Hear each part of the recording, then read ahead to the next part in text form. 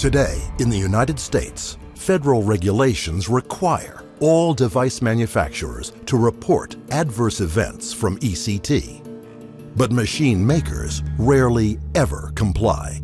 So you have manufacturers that know about adverse events, that have logs of adverse events, that didn't report adverse events to the FDA.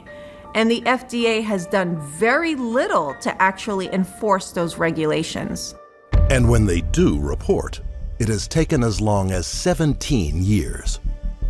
And those that get through are often gruesome. Strokes, catatonia, a fetus killed, a man's head on fire, and these are just a few.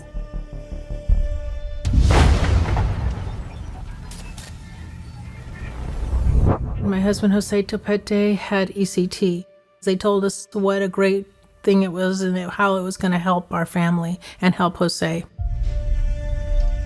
Jose had 23 treatments of ECT, and during the ECT treatments, he did not get better at any time.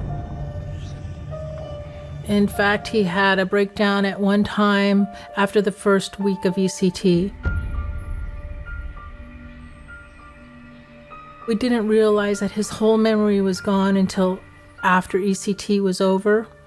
And one of the just terrible times was we live in a rural area that has a pond, and we have lots of frogs and bullfrogs.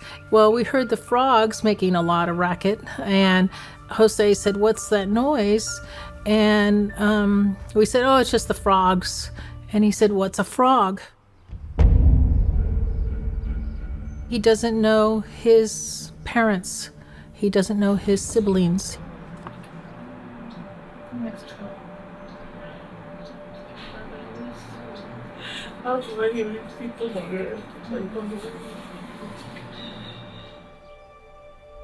He has no memory of our marriage, the birth of his children, taking care of his family, his job. He was a California state tax auditor. He had no memory of what California tax law was. Everything was wiped out of his mind. His children, me, he didn't know who we were. At first I thought, okay, we'll be able to just teach him who we are and make him love us again. And that didn't work like that. It's been a real heartbreak for all of us. With all the damage it has caused, the ECT machine has never been properly regulated. What we have here is a basic electronic device. It generates pulses for the purpose of delivering an electric shock. There's nothing medical about it, it's just a pulse generator. This ECT machine was bought online. No license, no background checks, no questions asked, just a credit card. In 1976, the United States Food and Drug Administration was given authority by Congress to regulate devices such as these. This device, of course, was never tested by the FDA because it's too old. This one was used starting in the 1940s. When the FDA gained control over these devices, they didn't start regulating ECT devices because they were already in use. Any device that was already being used did not need to be tested, as long as it's substantially equivalent to the devices that were used when the FDA took control. The FDA allowed it to be grandfathered in, meaning it didn't require any proof of efficacy or clinical trials for safety and efficacy. They just let it stay on the market. So now, psychiatrists had it both ways. On the one hand, they claimed that shock machines were substantially equivalent to those of the 1940s, while at the same time, they marketed ECT as modern and new and improved, a transparent deception. But in 1979, the FDA classified the ECT machine as a Class 3 device, meaning it is high risk and must be safety tested. The FDA gave manufacturers 3 years to try to prove them safe. So, if ECT wants to claim safety and effectiveness, They should be showing by clinical studies that it's safe and effective. They haven't. And it isn't because they can't afford to. There's plenty of their own consultants that work for big league universities that get plenty of funding to do it. They choose not to because ECT is not effective. Has Somatics ever conducted any studies to determine whether any brain injury could be caused by ECT? Somatics has never conducted any studies of any kind. We're not in the business of doing studies of traumatic brain injury. We sell thymotrons. To avoid any chance of testing, psychiatrists have lobbied the FDA to reclassify the machines as Class 2, a category that includes other such items as syringes, contact lenses, and condoms. There's nothing else in Class 2 that causes brain damage, cardiac standstill, stroke, brain hemorrhage, seizures. It's really ridiculous for them to even be considered as Class 2. The reason they want to put the ECT machine in Class 2 is because it wouldn't have to be tested for safety or effectiveness.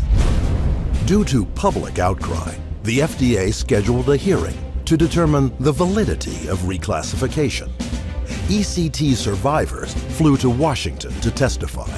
I argued with a psychiatrist and he dumped me in the locked ward and shocked me 5 times. I became violent.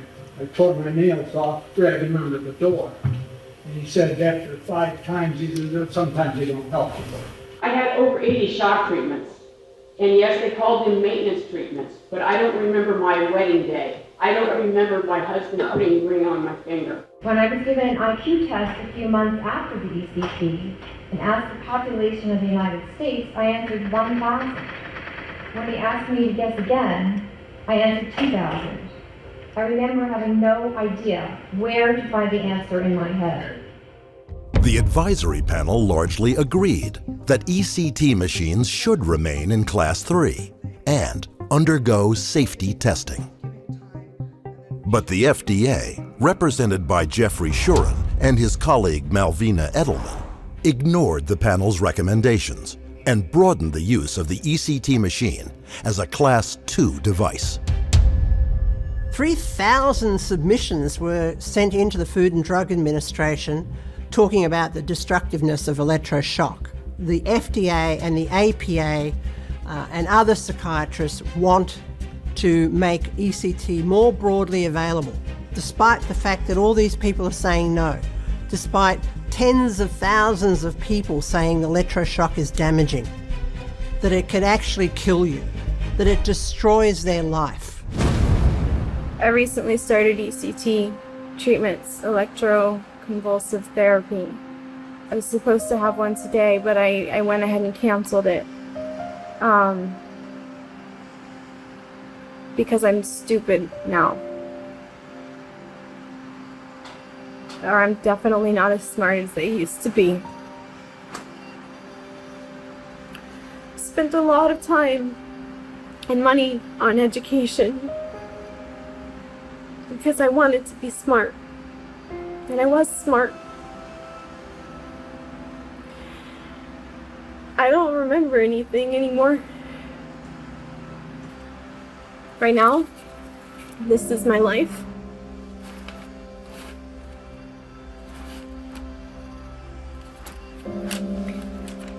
If it's not on this sheet, I'm not remembering it.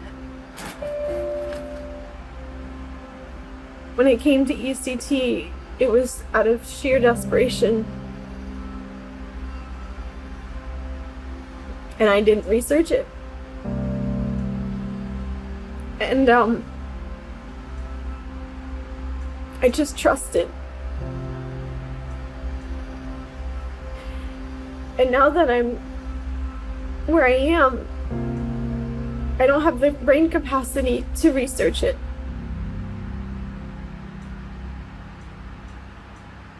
It's too late.